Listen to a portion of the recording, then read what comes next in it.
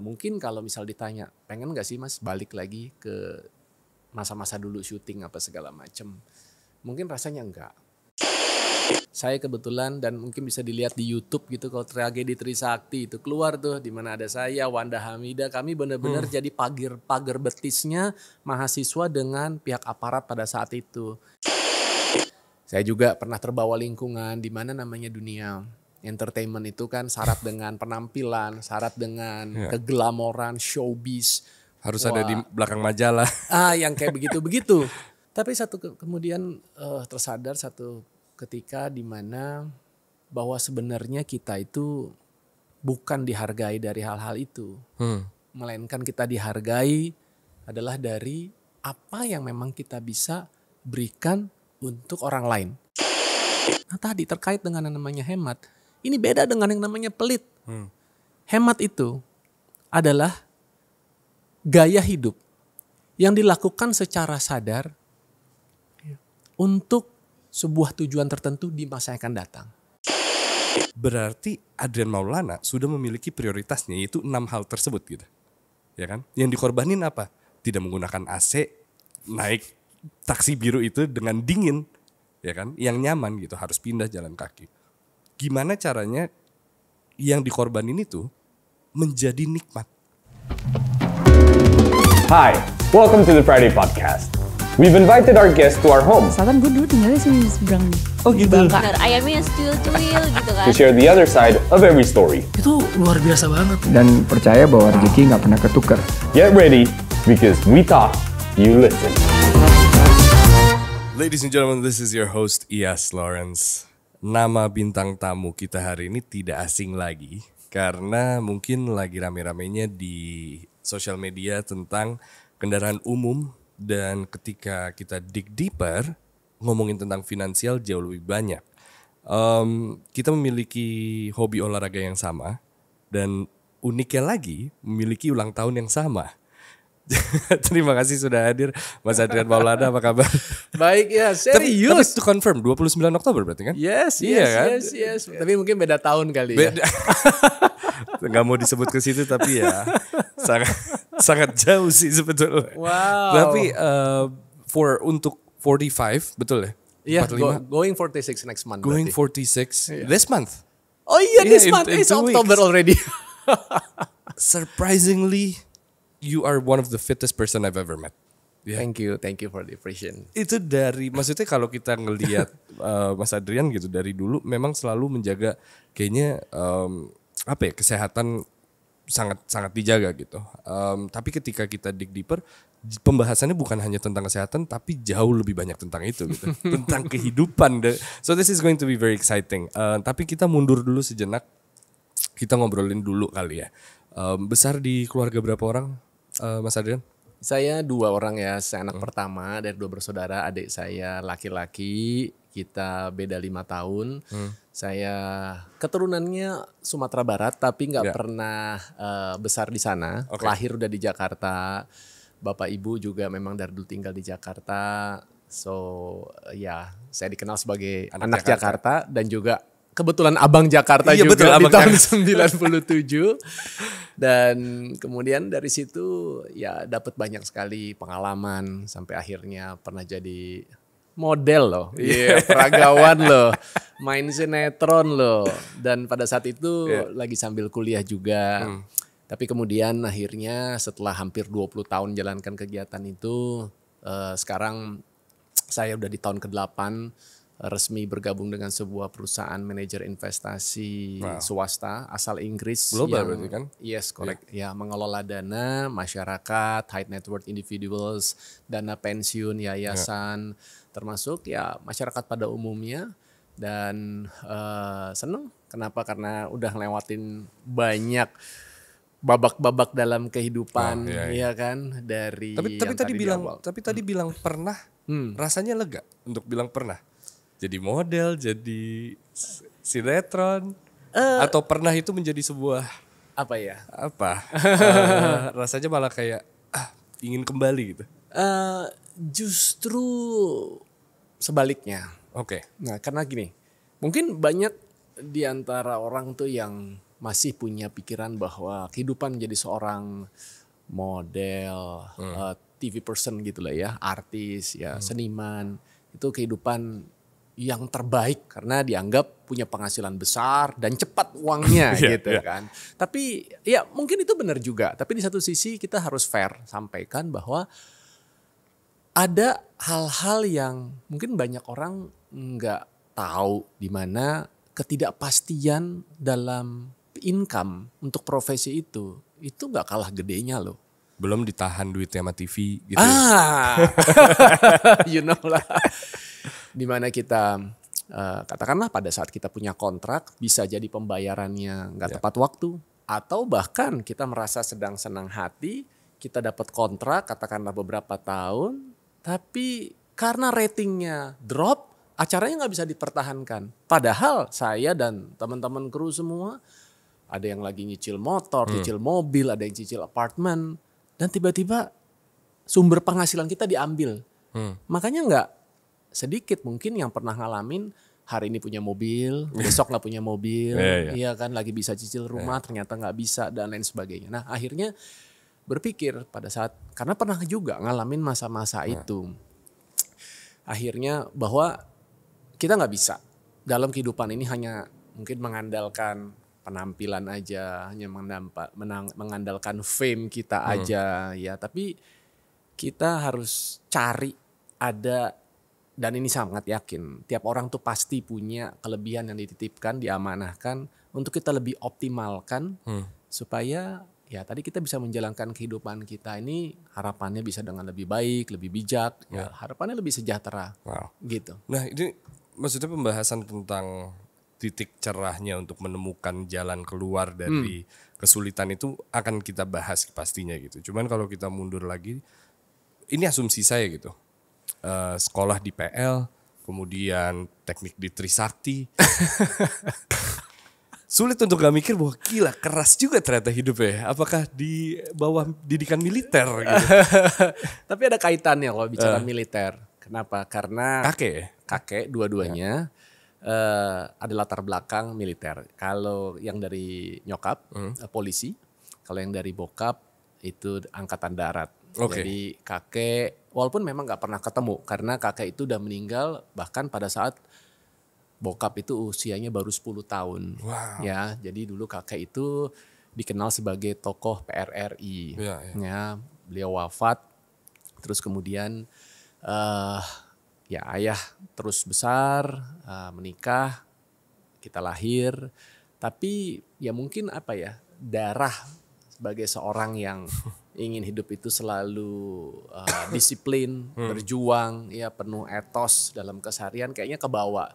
Jadi walaupun melewati berbagai macam babak tadi di cerita awal gitu, sepertinya saya merasa adalah orang yang cukup profesional dalam setiap profesi yang saya jalanin gitu loh ya. Sebaik itu mulai pertama kali tadi ya di entertainment industry yang mungkin orang banyak tahu juga waktu sering kali nggak on time, iya kan, ada faktor-faktor teknis ini itu, faktor cuaca sehingga kerja kadang bisa pagi ketemu pagi, tapi kita tetap aja ya selama memang masih berada dalam kontrak, so kita harus patuhi, menjalanin semua dengan sukacita. Tapi kembali lagi yang tadi, mungkin kalau misal ditanya, pengen nggak sih Mas balik lagi ke masa-masa dulu syuting apa segala macem, mungkin rasanya enggak, gitu, karena tadi ternyata saya tuh tahu jati diri saya yang sebenarnya seperti apa.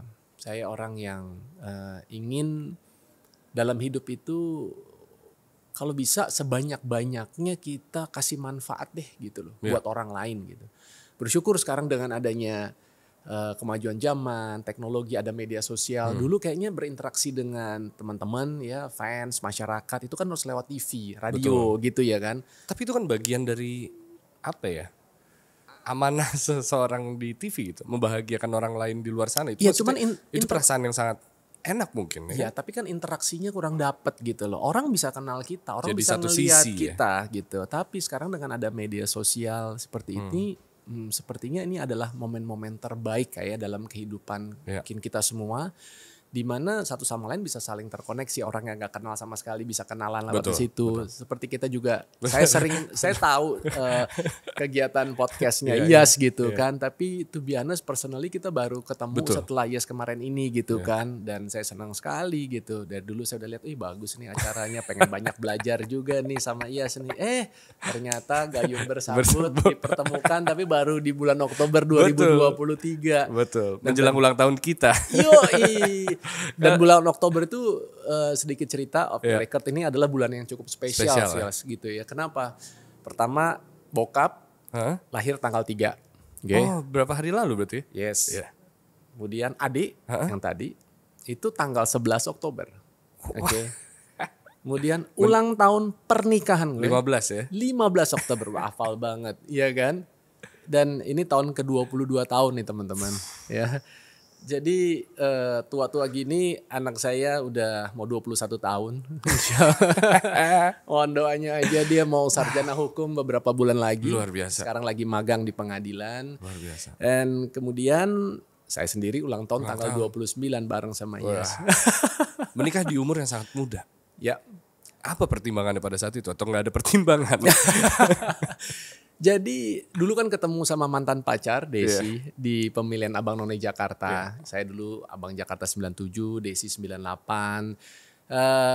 Kebetulan dia memang lulus duluan karena angkatannya berbeda 1 tahun. Dia psikologi UI 95 dan waktu itu papahnya nanya, ini serius kan sama anak saya? Iya, waktu itu bilang serius sih om, cuman masalahnya saya belum selesai kuliah, saya belum punya modal apa-apa, mobil aja nggak punya, boro-boro rumah nih mau dinikahin.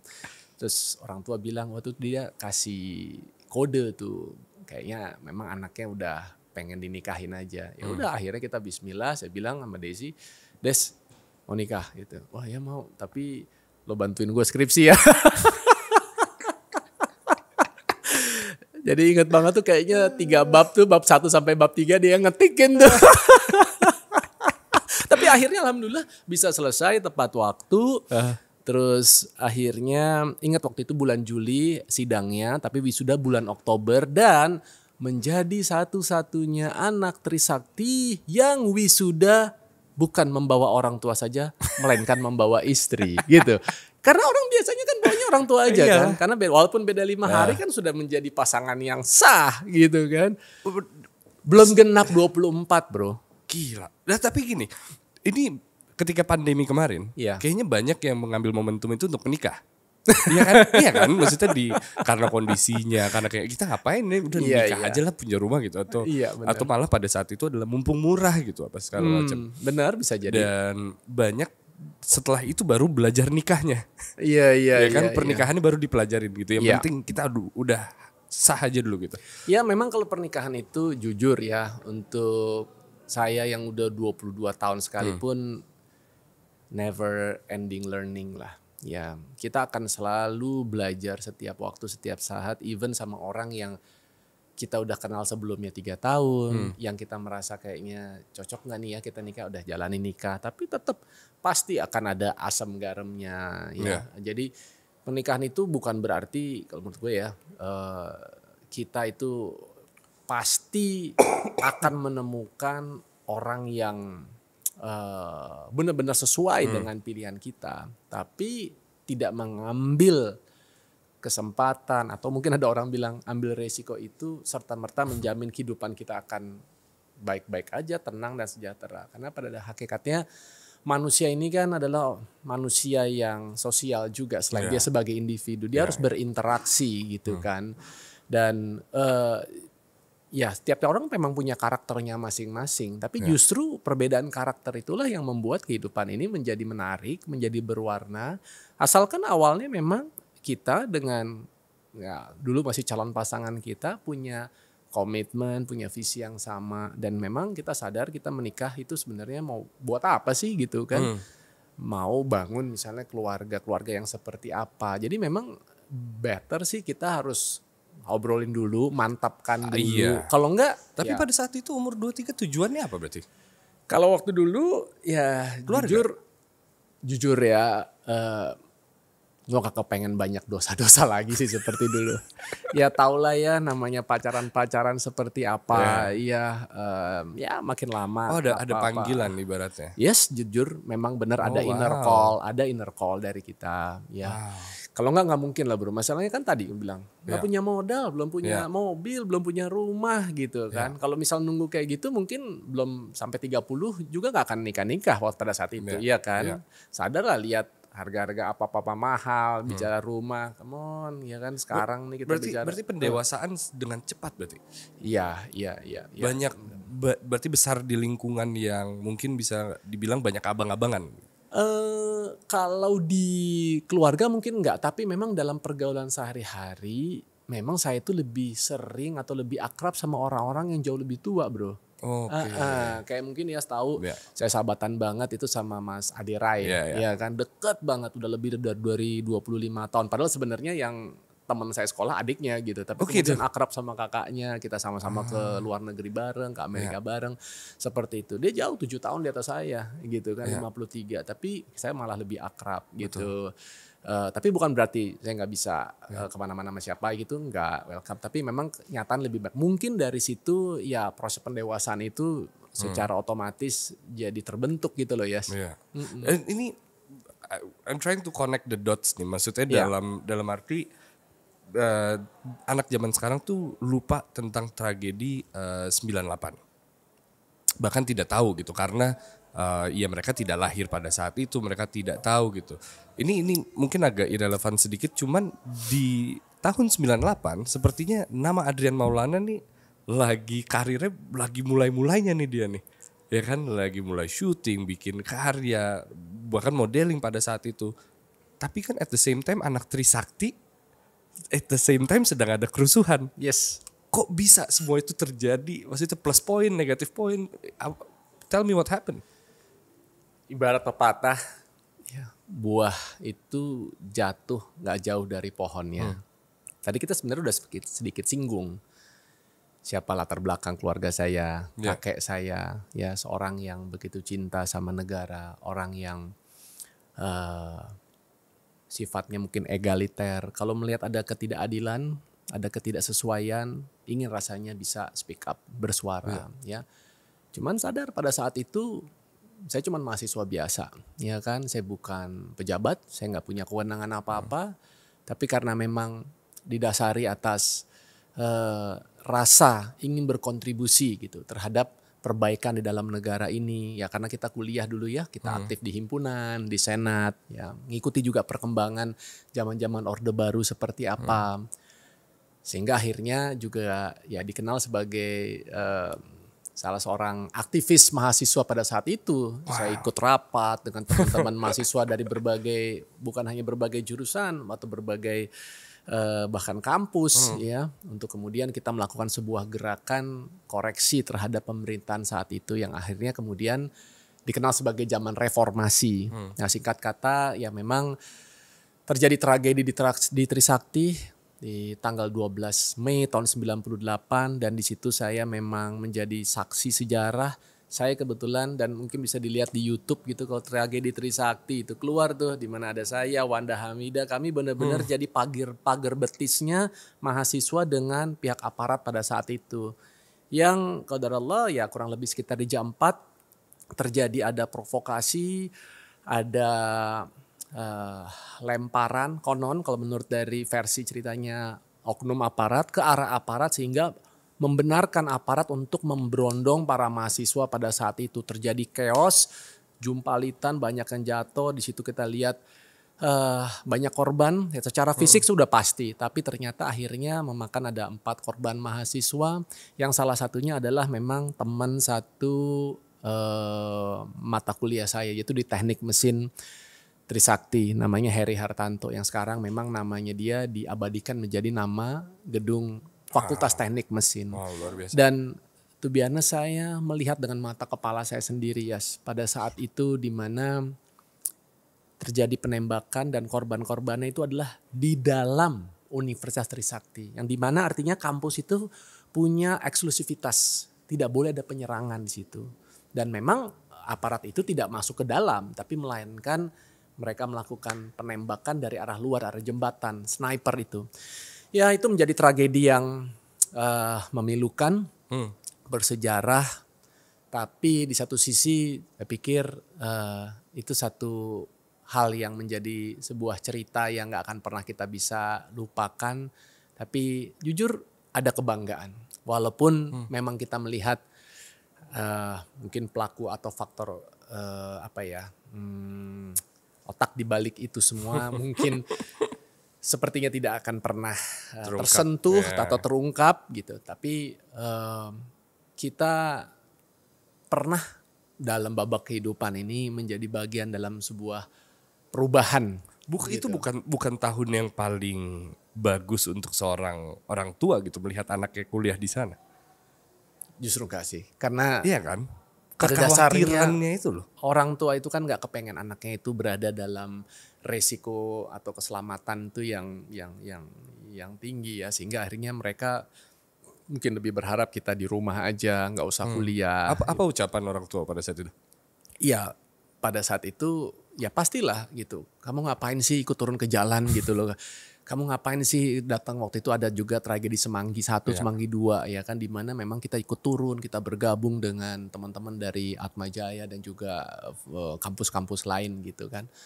Bukan sekedar masalah solidaritas gitu, tapi memang tadi kayak gimana ya, pada saat kita sudah punya panggilan dari hati, apapun tuh nggak bisa dibendung, dan orang tua tuh tahu dasarnya Scorpio bro. Ya. Kita kalau tuh orang, keras kepala. Kalau kita udah punya keinginan, itu harus kita dapat, kita kejar sampai. Kalau nggak bisa tuh. Iya sampai ya inilah perjalanan hidup ya kan. Mungkin tadi Yes bilang, wah perjalanan unik banget ya, puzzle-puzzlenya ya. Dari abang Jakarta, model, aktor, kemudian pemain film, TV presenter, news anchor, terus belajar investasi. Sekarang udah mau 8 tahun bekerja di sebuah perusahaan manajer investasi yang bukan kaleng-kaleng lagi, perusahaan swasta asal Inggris, usianya udah 2 abad, mengelola dana salah satu yang terbesar di Indonesia.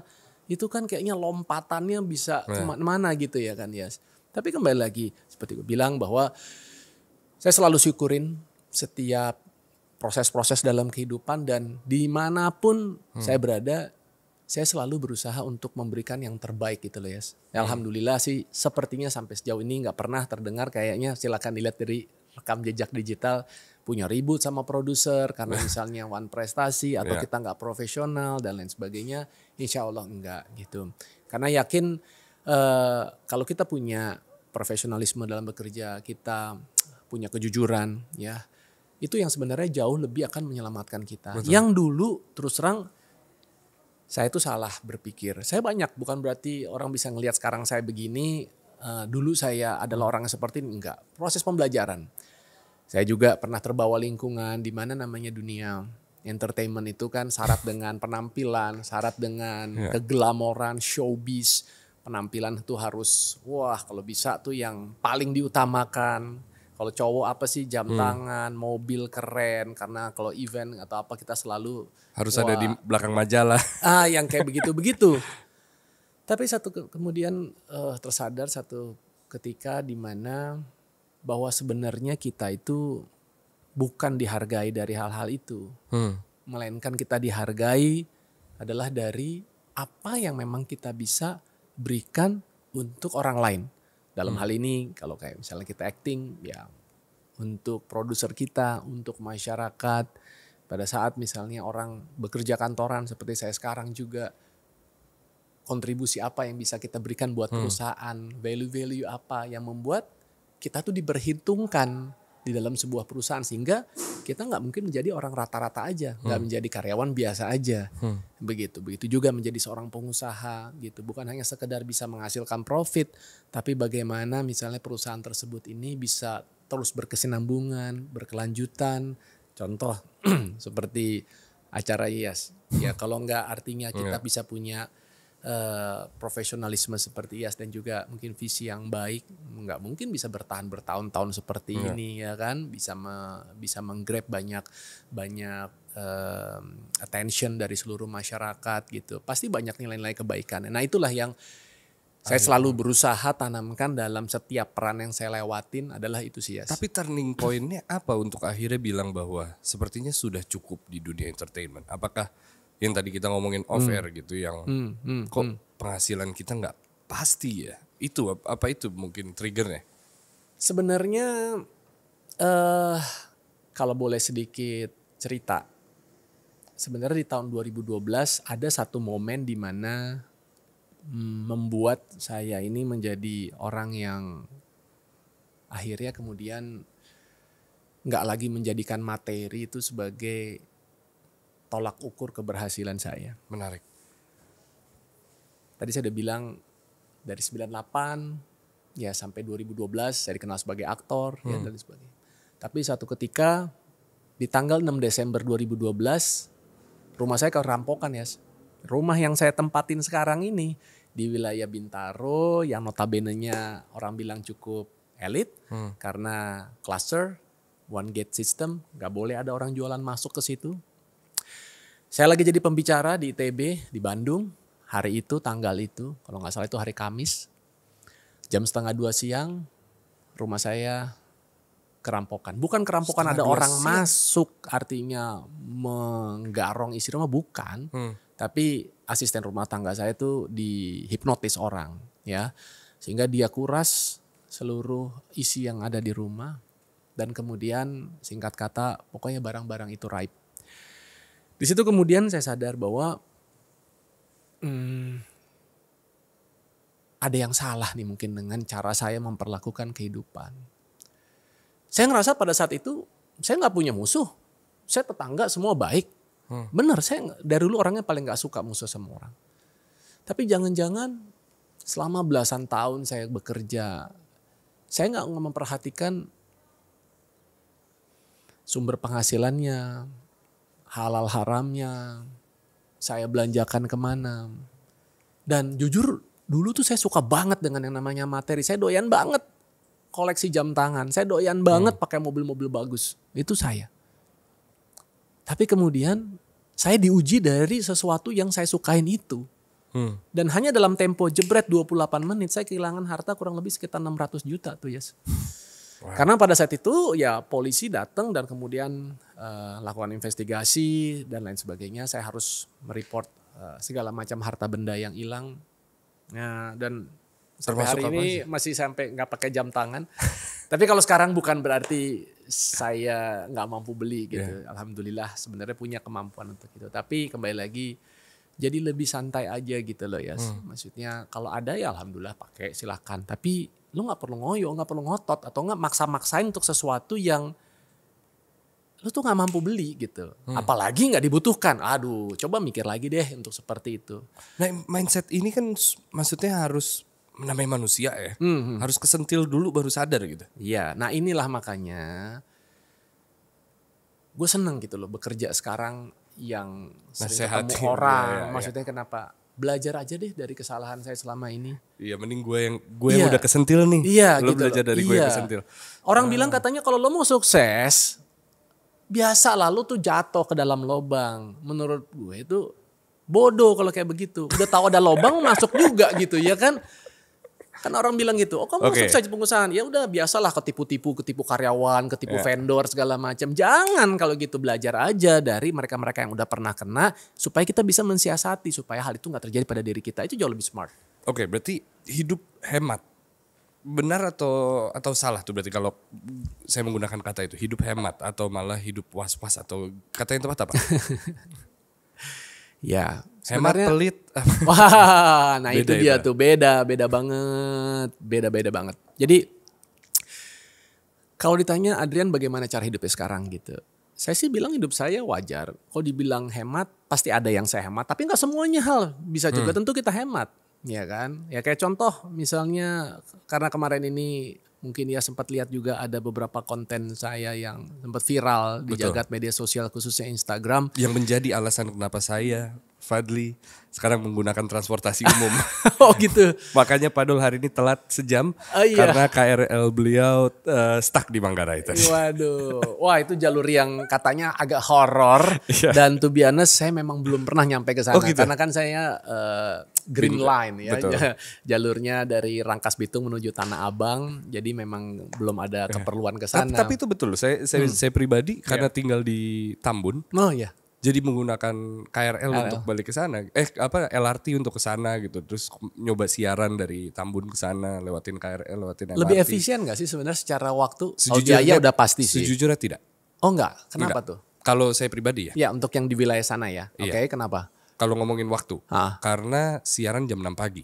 Oke. LRT berangkat jam 5.05. Oh oke. Harus ke mana namanya? Duku Atas, transfer ke sama MRT, MRT. tambah 45 menit lagi sampai Oke, ujung lagi. nggak Jadi memang sejujurnya tidak kalau misalnya untuk orang yang siarannya jam 6 pagi. Iya. Tapi kalau masuk kantor siangan mungkin lebih. Nah itu cakep banget nih. Jadi artinya transportasi publik ini kita harus sadari situasional. Tiap-tiap Oh, iya, orang iya. berbeda. Saya juga begitu. Bukan berarti artinya mungkin sekarang orang bilang, wah Adrian Maulana kemana-mana pakai KRL. Ya Sabtu Minggu saya pakai RL juga, ya enggak lagi. Kalau misalnya kita ke lapangan golf masa pakai kereta, ya enggak nyampe tuh bawa tuh bag yang harga yang beratnya puluhan kilo, ya kan nggak bisa ya kan. Wah nanti kemudian kalau orang yang kadang-kadang pikirannya mungkin pendek aja, kok gimana sih pakai mobil bukannya katanya wah pakai Iya, iya. KRL kan gitu. Enggak lah seperti itu. Alhamdulillah saya masih punya kemampuan, punya mobil, ada 2 yang mungkin teman-teman netizen bilang, oh nih artis sekarang udah kere karena kemana-mana naik KRL gitu. Jadi saya Ada yang bilang, ngomong "Aduh, gitu?" wah loh itu kan cikal bakalnya dari tahun lalu bro. Saya itu sebenarnya naik KRL itu dari sejak, boleh deh lihat jejak digital. Saya nggak pernah hapus Instagram saya. 1 September 2022 itu pertama kali saya naik kereta KRL ya. Tapi kalau naik MRT saya dari 2019. Zaman MRT ini diresmiin saya udah pakai. Tapi kan kantor saya kebetulan di SCBD. Jadi memang sebenarnya nyaman naik Betul, MRT dari Istora Mandiri turun di Lebak Bulus. Cuma problemnya dari Lebak Bulus sampai ke Bintaro sektor 9 saya harus cari kendaraan lagi kan. Betul. Yang dimana tolnya ini kan juga aneh bin ajaib, kelihatannya deket. Tapi saya bisa 1 jam sendiri dari Lebak Bulus sampai ke Bintaro. Dan Jadi, 16 tambah berapa tuh? Ya itu mahal tuh tol. Iya dong. Iya dong. Dari Lebak Bulus ke Bintaro kan. iya, Betul. tapi artinya ya tetap lebih hemat daripada kalau kita pakai taksi atau dari mobil pribadi Iya. gitu kan. Tapi sejak kenal KRL lebih bicara hemat Dan itu sih luar biasa. Komentar orang sejahat itu. Ya, tapi ya blessing in disguise lah. Gara-gara itu kan akhirnya jadi diliput sama Liputan 6, Kompas.com, diundang sama Tempo lah. Semua jadi ngomongin itu. Ada yang mempertanyakan. Walaupun sebenarnya mereka mungkin juga tahu keseharian saya seperti apa, saya kerja di mana segala macam. Cuman mungkin memang beda kali ya. Ya saya gimana ya, dari dulu it's not my character aja gitu untuk tampilkan hal-hal yang mungkin sifatnya yang orang katakan flexing seperti itu gitu. Ya maksud saya gini loh, ya kalau kita punya ya kita sesekali sharing itu it's okay. Tapi ya beda lah pada saat misalnya kita menunjukkan satu hal yang lebih relevan, lebih dekat dengan masyarakat seperti ini. Karena mungkin saya ngerasa banyak orang itu hidup itu selalu penuh sandiwara, selalu berdasarkan persepsi orang lain terhadap diri dia, sehingga dia merasa bahwa dia itu akan oke kalau banyak orang mungkin Memberikan jempol. iya. Lalu kalau yang terjadi sebaliknya, langsung kehidupannya bisa down, langsung kehidupannya bisa drop. Sebetulnya orang-orang melihat konten Adrian menggunakan transportasi umum tuh konteksnya jauh lebih dari memanfaatkan transportasi umum. Konteksnya adalah merasa hidup cukup, yang harusnya orang ambil dari situ gitu. Dan itu yang mungkin kita pelajari, yang baru sadar gitu bahwa ternyata hidup cukup tuh enak ya. Cukup kalau misalnya mau umroh tiap tahun gitu ya. Cukup kalau mau jalan-jalan ke luar negeri tiap tahun. Kalau misalnya 3 tahun atau 5 tahun sekali lihat ada mobil perlu diganti cukup gitu ya. Iya. Iya, tapi orang maksudnya minim sekali orang bersyukur dengan hal-hal kecil yang terjadi kepada mereka gitu. Dan Ya. ini sebuah obrolan yang saya lakukan minggu lalu gitu. Iya. Ada sebuah pertanyaan datang ke saya bahwa waktu itu lagi ngobrol di Idea Fest, salah satu pertanyaannya adalah tanggapan IAS terhadap anak-anak muda sekarang yang ingin sukses cepat gitu. Terus waktu itu jawab apa? Eh, bahwa sekarang anak muda kebanyakan berpikir daripada melakukan sebetulnya. Saya merasa seperti itu. Cuman konteksnya adalah sukses di otak mereka ternyata beda dengan sukses saya. Oke. Sukses menurut saya adalah bisa ngasih makan setiap malamnya di meja makan gitu. Put food on the table. Itu menurut saya sukses. Tapi kalau menurut mereka sukses itu adalah ya memiliki kendaraan seperti A, B, C, D. Bisa liburan menyentuh salju setiap tahun gitu. Berarti Ya. kan kadar suksesnya berbeda gitu. Yes. Berarti permasalahannya sekarang adalah informasi yang didapatkan atau apa sebetulnya yang anak muda sekarang rasain sebetulnya. Salahnya di mana berarti? Sebenarnya saya termasuk bukan orang yang suka mengkambing hitamkan sesuatu, nyalah-nyalakan sesuatu, tapi selalu berusaha pengen ambil hikmah aja dari situasi yang ada sekarang. Sepertinya memang adik-adik kita ini kekurangan role model sih, yes. Role model dalam hal mungkin menjalani atau menapaki kehidupan. Karena saat ini yang mungkin mereka lihat adalah kehidupan itu ya yang sedang kita jalanin, makanya ya nikmatin aja, apalagi selagi ada. Gitu. Tapi karena saya udah pernah ngalamin berbagai macam tadi roda Yang mereka bilang itu, kehidupan, dari atas, pernah turun, pernah punya penghasilan tinggi, pernah juga 8 bulan saya nggak punya penghasilan sama sekali, kayaknya lagi busuk aja. Kontrak nggak pernah dapet, si iklan nggak pernah dapet, tapi istri anak perlu makan, perlu sekolah, perlu diberikan hiburan, orang tua mertua perlu dibantu. Lalu bagaimana? Saya udah punya fix cost seperti itu. Jadi akhirnya bahwa saya sadar gitu, hidup ini nggak sekedar kita bicara dari bulan ke bulan. Kita hidup ini yang pertama adalah menjalani kehidupan kita yang saat ini. Kedua, kita sebenarnya sekarang hidup juga harus menyiapkan kehidupan kita di masa yang akan datang. Karena semua orang pasti akan menua, semua orang juga akan retired juga. Dan yang ketiga, kita menjalani kehidupan saat ini, meski sekarang ini kita lagi dalam keadaan sehat walafiat, tetap punya resiko potensi di mana ada masa-masa yang mungkin kita sedang tidak beruntung, termasuk dalam hal kesehatan juga. Dan yang terakhir adalah apa? Setiap orang hidup, dia sebenarnya sesungguhnya juga harus menyiapkan kehidupan untuk orang lain. Contoh, saya punya 2 anak. Saya akan harus menjamin anak saya ini bisa sekolah selesai. Iya. Minimum S1 atau kalau bisa lebih tinggi dari bapaknya lah. Harusnya bisa S2. Iya kan? Jadi seorang Adrian Maulana aja dalam kehidupannya bicara pendidikan anak. Itu punya, kalau kita bicara sekarang di Oktober 2023. Ya oke lah karena si kakak sekarang udah mau sarjana. Untuk S2 si kakak. Yang adik kebetulan bedanya 12 tahun ya, jauh banget. Dia baru 9 tahun. Berarti dia harus SMP, SMA, S1, S2. Plus tadi saya bicara untuk menyiapkan supaya saya pensiun. Supaya nanti pada saat saya udah pensiun saya gak perlu atau jangan sampai nauzubillah min dzalik ngemis-ngemis sama anak saya untuk ngidupin kita. Karena udah bukan zamannya lagi orang bilang tuh banyak anak banyak rezeki. Iya kan. Jadi itu aja saya bisa ada 6 atau 7 tujuan kehidupan yang harus saya tata dari sekarang. Jadi bagaimana saya nggak harus membiasakan diri dari yang tadi namanya berhemat. Kalau saya boleh sedikit mengulang detail nanti teman-teman bisa lihat aja dari Instagram saya. Saya alhamdulillah kemana-mana saya bisa pakai mobil pribadi. Saya bisa pakai taksi.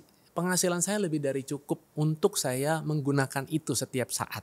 Tapi kemudian saya sadar ya, dari Tangsel, dari rumah saya Bintaro ke SCBD, kalau saya naik taksi itu nggak kurang 170.000.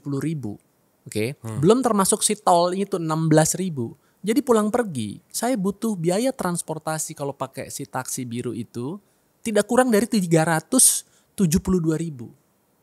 Ada 20 hari kerja. Apa itu nggak 7 jutaan ya? Iya kan? Sekarang saya naik KRL dari rumah saya ke stasiun Jurangmangu anggap 15.000. KRL 3.000. Turun Palmerah. Dari Palmerah sampai ke SCBD, Gedung Bursa Efek, 15.000. 33.000. Pulang pergi 66.000. Dari 372.000 jadi cuma 66.000. Udah deh, biar lebih santai. 100.000. Artinya saya setiap bulan, saya berhemat itu berapa banyak? Minimum 4-5 juta ya. Iya.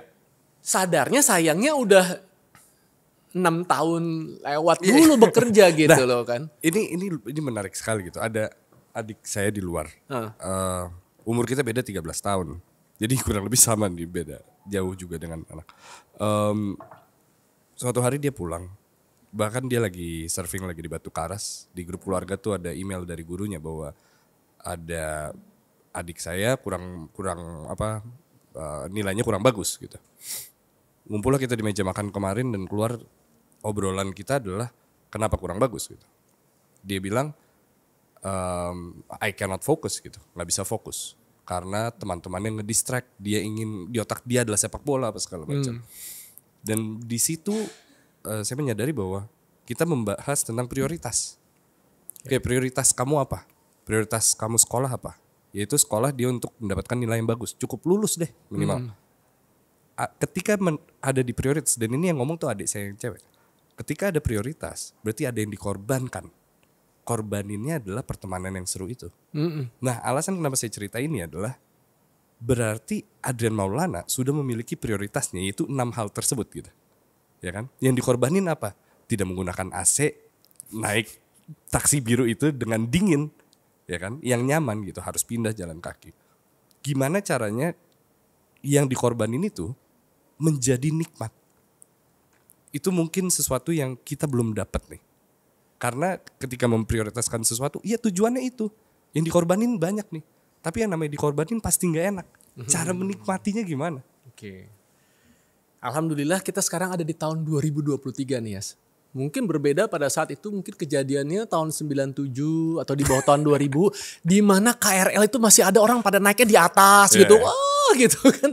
Itu katanya benar seperti itu. Tapi alhamdulillah pada saat itu kita belum ngerasain ya. Gak ngejalanin masa-masa itu. Kalau kita bicara transportasi publik kita saat ini. Nyaman.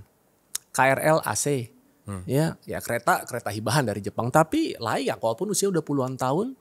Ya kan, MRT apalagi nyaman, apalagi mungkin ya sudah di daerah Tambun Bekasi, LRT ya kan bisa ngerasain semua. Transjakarta dengan harga yang relatif sangat terjangkau.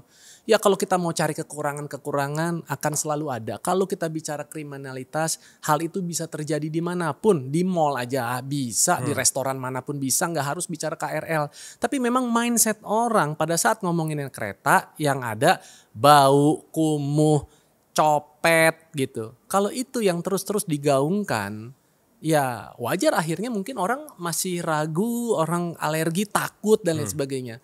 Disinilah makanya saya hadir untuk mematahkan mitos-mitos itu semua. Bahwasanya mungkin ada yang pernah menjadi korban mengalami hal seperti itu. Saya pikir itu sesuatu hal yang mungkin kita sadari, tapi kita juga harus berupaya. Ya, bagaimana artinya untuk meminimalisir resiko-resiko tersebut? Jangan-jangan mungkin karena kecerobohan kita sendiri. Jangan-jangan mungkin karena penampilan kita yang terlalu menyolok, yang mungkin terlalu show off, ya kan? Mungkin itu yang akhirnya bisa menjadi cikal bakal. Dan saya yakin pada hakikatnya orang itu baik gitu. Orang itu semua kita karena berasal dari zat yang maha baik, kita pasti akan kembali juga nanti untuk melakukan hal baik. Tapi mungkin ada orang-orang melakukan itu ya for the sake of pendapatan, karena mungkin kesulitan, atau mungkin maksud saya ya memang ada orang-orang yang emang udah profesinya begitu. Tapi itu bukan urusan kita. Urusan kita adalah bagaimana kita menata kehidupan kita supaya kita bisa menjalaninya dengan penuh sukacita. Nah tadi terkait dengan yang namanya hemat, ini beda dengan yang namanya pelit. Hemat itu adalah gaya hidup yang dilakukan secara sadar untuk sebuah tujuan tertentu di masa yang akan datang. Prioritas itu tadi berarti? Prioritas itu tadi. Wajar makanya kenapa orang gak bisa berhemat. Dia konsumtif, dia segala macam. Bahkan dia gak punya kemampuan utang dulu, pay later dulu, gesek dulu. Yang penting gue nikmatin dulu gitu. Karena jangan-jangan dia belum paham apa sebenarnya tujuan hidupnya dia gitu loh. Oke. Jadi memang perlu mungkin buat seseorang itu duduk tenang. Dia perlu evaluasi. Nah itu maksud saya. Berarti bagaimana cara menikmati perubahan? Karena kan kalau Adrian Maulana sekarang melakukan segala hal yang hemat demi kepentingan keluarga gitu, let's say. Perubahan itu kan nggak bisa pada diri sendiri dong. Harus harus kolektif, harus bersama keluarga. Mungkin gampangnya bagaimana anak-anak bisa ikut menikmati proses itu. Ya. Jadi tadi ya kita melakukan sesuatu. Idealnya itu bukan ikut-ikutan. Melainkan karena ada satu tujuan, ada satu alasan yang mendrive kita melakukan itu. Dan itu saya lakukan juga terkait dengan investasi dan segala macam. Saya nggak ikut-ikutan. Saya nggak akan berinvestasi kepada sesuatu yang misalnya saya nggak pahami. Meski ada orang lain konon katanya sukses gara-gara itu. Makanya jujur kayak waktu dulu ada NFT-an, saya nggak pernah nyentuh itu. Ya kan, Bitcoin segala macam saya nggak pernah nyentuh itu. Tapi kembali lagi kepada ke sini adalah saya nggak suka ngajarin orang dengan kata-kata. Melainkan dengan contoh sih. Saya nggak akan pernah menyuruh anak saya atau istri saya naik transportasi publik ataupun hal-hal yang lainnya sebelum saya sendiri melakukan itu. Dan bukan hanya sekedar melakukan, saya melakukan itu secara konsisten. 1 tahun ya saya naik KRL. Istri saya baru kemarin 3 minggu lalu baru nyobain naik KRL pertama kali. Setelah Tanya istri suaminya saya. viral. Setelah suaminya viral. Dia penasaran gitu loh. Kok tadi lu bukan sekedar naik, tapi lu gue lihat lu naiknya dengan penuh sukacita gitu loh. Lu nyaman gitu loh. Iya kan? Saya bilang ya udah sekarang kamu ikut aja. Coba kamu rasain. Oh iya ternyata nggak begini. Oh masalah umpel-umpelan. Ya udah strategi waktu aja. Kalau umpel-umpelan 6:30 sampai jam 8 ya lu berangkat siangan dikit. Ya lu bisa minta izin sama kantor kek atau apa. Kan semua itu bisa lah. Kalau artinya kita punya memang niatan aja untuk ke sana. Ya kan seperti itu. So jadi better kita lakukan. Nanti perlahan-lahan biar waktu yang menjawab itu semua. Orang di sekitar kita ya netizen, akhirnya kemudian masyarakat, tadi teman-teman ternyata bisa terinspirasi. Saya nggak pernah bercita-cita itu semua. Jadi mungkin gini loh, mungkin sedikit yang kita lakukan, tapi ternyata dampak itu bisa besar buat orang lain gitu. Ya, dan itu kebahagiaan buat saya jujur ya. Dan itu lebih daripada pencapaian-pencapaian apa yang sudah pernah saya rasakan selama ini. Apalagi sifatnya tadi yang hanya uang yang kadang-kadang ya bisa habis sesaat atau bahkan tadi kejadian saya cerita itu gitu kan. Tapi kalau ini tuh kayak lega. Dulu saya berpikir ya saya ini baru akan benar-benar bisa bermanfaat gitu ya. Kalau tadi saya punya wewenang, saya punya jabatan. Karena saya gini-gini pernah nyalek juga loh tahun 2009. To be honest. Saya pernah nyalon bukan nyalon rambut ya. Saya pernah bergabung sama salah satu partai. Dan mewakili waktu itu daerah pemilihan Sumatera Barat. Karena tadi ya punya latar belakang dan lain sebagainya. Tapi singkat cerita Allah belum izinkan. Karena saya pikir saya baru akan benar-benar bisa berarti buat Indonesia, negara yang saya cintai, tempat saya lahir, tempat saya bekerja. Itu kalau saya punya kewenangan. Kalau kuasa ya minimum lu jadi mitranya pemerintah, ya mungkin di DPR sebagai wakil rakyat. Ya kalau enggak mungkin sebagai menteri dan lain sebagainya. Atau jadi kepala daerah. Dulu saya pikir begitu. Tapi ternyata pada saat kemajuan zaman, ada yang namanya media sosial. Kita lihat media sosial pun ternyata bisa menjadi sarana yang powerful, yang impactful. Ya tergantung bagaimana kita memang mau memperlakukannya, ya kan? Dan gak nyangka ternyata powerfulnya ketika menggunakan transportasi umum. Itu dia, bukan hal-hal yang lain. Saya kaget ya. Iya baru mau ngomong. Saya tuh apa sih jujur yang terjadi waktu main media sosial itu tuh sebenarnya kan udah lama. Tapi kan cuma sekenanya begitu. Saya kaget 1 tahun ini masa naiknya bisa 200 ribuan gitu kan. Tapi kan dari dulu tuh udah menggunakan medium itu sebagai informasi tentang finansial. Ya kan? Orang kenanya di transportasi publik. Ya. Nah, dengan momentum yang ada, dimanfaatkannya seperti apa berarti sekarang? Kayaknya tadi ya, orang itu sepertinya jujur kalau mereka boleh bersuara, jangan-jangan masyarakat ini sudah mulai jenuh dengan tampilan-tampilan yang ada di berseliweran di media sosial, hal-hal yang sepertinya duniawi dan mungkin sepertinya mimpi buat mereka bisa jangankan memiliki itu, pernah merasakan itu aja rasanya mimpi kali ya gitu loh. Tapi pada saat ada seseorang yang ya kebetulan mungkin dikenal sebagai public figure menyampaikan atau bercerita, berbagi pengalaman yang sudah mereka lakukan jadi relate selama ini berpuluh-puluh tahun bahkan gitu. Jadi relate dan mereka akhirnya sadar bahwa hidup saya ternyata baik-baik aja kok. hidup Karena saya sama ternyata sama dia. iya, hidup gue ternyata oke-oke aja Iya, ya iya, gitu iya. loh. Ternyata naik KRL tetap bisa keren. To be honest ya, kalau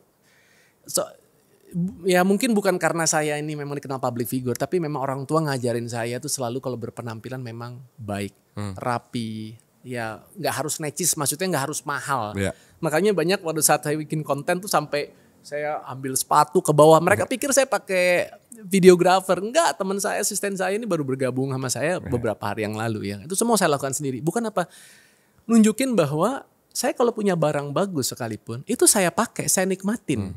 Bukan saya simpen-simpen, saya sayang-sayang, pakainya cuman pas kawinan doang. Enggak, saya nikmatin. Gitu juga. Sehingga orang itu melihat bahwa oh dia ini sebenarnya diberikan kecukupan kok secara materi dan finansial. Iya, iya. Tapi maksudnya enggak serta-merta membuat saya untuk harus berkehidupan dengan seperti itu. Lalu kemudian kalau misal saya nggak punya fasilitas itu, saya nggak mau beraktivitas, saya nggak mau ketemu orang, saya nggak mau kemana-mana, enggak. Nah dengan melatih saya untuk ternyata kemana-mana siap untuk naik transportasi publik, saya jadi lebih terasa. Dan saya melihat ya pemandangan-pemandangan yang selama ini jujur, saya nggak ngelihat gitu. Kan kita lewat aja, apalagi kalau... Reaksi orang-orang di stasiun gimana sekarang belakang ada nih? Ada dong pasti. Aduh lucu. Ada cerita lucu? Iya kalau dulu kan orang minta foto, ya kalau dulu lagi misal tanda tangan, ya sekarang udah nggak berlaku ya tanda tangannya, pejabat bukan gitu. Minta foto itu kan lebih karena yang di Net TV yang news anchor ya, atau yang dulu main antagonis ya, aduh saya digeplok gitu kan, ini wah dulu kayaknya tuh aduh kejam banget, padahal aslinya kok nggak gitu lah. Tapi kalau sekarang, saya kalau di stasiun, di Palmera, ataupun juga di Juramanggu, pas ketemuan sama orang kan, Mas Adrian Maulana ya? Pertama, oh iya benar gitu. Saya pikir, wah ini makin nonton sinetron atau apa. Gitu. Mas, aduh saya seneng banget mas ngeliatin konten-konten KRL mas gitu. Wah saya seneng banget mas lagi gitu. Jadi istri juga, dia pulang pengajian gitu kan. Kenalan lah sama komunitas baru gitu. Mbak Desi ya, istrinya Adrian Maulana ya? Oh iya gitu. Yang suka naik KRL kan gitu. Jadi Adrian Maulana KRL kayaknya itu udah jauh lebih Tapi nama itu menjadi sesuatu apa ya? Jadi punya hak untuk bisa ngomong. Maksudnya Adrian Maulana sebagai public figure menggunakan KRL gitu. Sekarang bisa ngasih input secara langsung dong kepada let's say menteri apalah gitu untuk kayak ini begini-gini loh sekarang gitu. Ada diskusi kayak gitu gak untuk memperbaiki transportasi kita? Sampai sejauh ini memang belum. Ya mungkin ya juga lihat pemerintah mungkin saat ini punya pertimbangan-pertimbangan lain. Ya mungkin figur-figur yang masih dilibatkan gitu ya untuk dalam sosialisasi atau campaign yang terkait dengan public transportation. Mungkin dianggap sebenarnya oleh netizen belum mewakili gitu loh. Karena mungkin mereka bukan pengguna sesungguhnya atau yang sehari-hari. Tapi saya pikir gak apa-apa. Saya tadi ya, kalau memang dibutuhkan insya Allah saya siap anytime untuk memberikan input, saran, kritik yang membangun tentunya seputar, ya karena kita ngerasain fasilitas yang nyaman seperti apa, yang aman seperti apa ya. Karena semakin nyaman, semakin aman, orang akan semakin mau kok hijrah berpindah. Karena contoh ya untuk kita yang ada di Jakarta dan sekitarnya, pertumbuhan kendaraan nggak sebanding dengan maksudnya pertumbuhan jalan yang nggak seberapa gitu. Tapi mobil ya kan dan yang lain-lainnya itu kan terus aja. Jadi memang perlu ada perubahan gaya hidup sih ya gitu loh. Oke. Berarti permasalahannya bukan di transportasinya tapi gaya hidup masyarakat ya? Ya dan itu memang butuh sekali orang-orang yang bisa menginfluence masyarakat. Tapi bukan influence sesuatu yang hanya karena berdasarkan followernya banyak gitu. Tapi tadi disertai contoh gitu loh. Karena perilakunya kita gitu. Gitu. Mudah-mudahan itulah. Jadi sedikit banyak saya pikir kita bisa ada kontribusi buat masyarakat gitu. Kenapa enggak? Jadi dengan itu yang pasti pertama hemat. Jadi artinya kita sehat secara finansial. Yang kedua insya Allah juga sehat secara mental. Kenapa? Enggak stres lagi, Yos. Iya. Bayangkan dari kantor pulang ke rumah itu rata-rata 1 jam 45 menit hampir 2 jam loh. Iya, Iya tahu kan juga di Rempoa. Coba deh kalau jam-jam setengah 7 nyampainya hampir setengah 9 juga. Tapi kalau kayak sekarang dengan KRL 1 jam dari mulai cari ojek online, kemudian naik kereta, kemudian turun, sambung lagi ojek online atau misal dijemput sama anak sampai 1 jam. Yang ketiga, kita juga sehat secara fisik karena otomatis kita banyak jalan bro, iya kan? Bahkan saya menikmati nggak pakai eskalator gitu kan. Ya kadang-kadang suka mati juga eskalator di stasiun. Oh ini salah satu hal yang bisa disampaikan berarti. Ya kan. Jadi udah nikmatin aja jalan kaki ya kan. Bahkan kalau tangga tuh kalau lagi naik saya suka naiknya 2-2-2 supaya sedikit lebih ada resistance saja gitu kan. Dan yang terakhir adalah sehat secara lingkungan.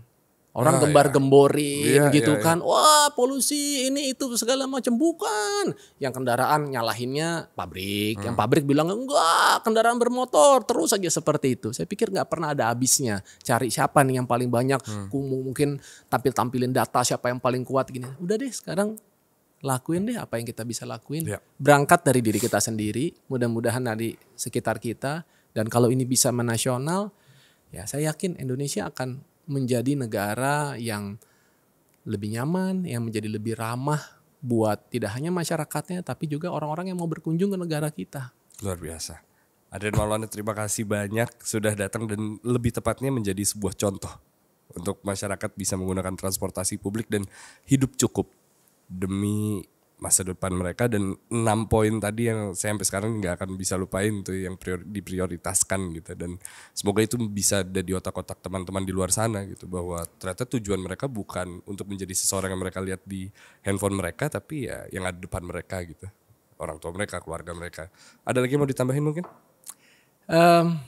Mungkin teman-teman dari saya sebagai penutup pengen juga berbagi tadi ya, karena kita ini memang membutuhkan adanya atau banyak role model seperti itu. Saya yakin setiap di antara kita pasti bisa menjadi inspirasi buat orang lain. Ya, temukan apa yang menjadi kelebihan kita, ya, dan lakukan itu secara konsisten. Ya, insya Allah akan kebaikan kita temuin. Kalau bicara mengenai namanya harta, yakin yang namanya kaya itu cuma sekedar status, gitu. Tapi sederhana. Sikap hidup. Luar biasa. Kalau gitu saya Iyas Lawrence, Adrian Maulana, and sampai ketemu minggu depan. Bye-bye.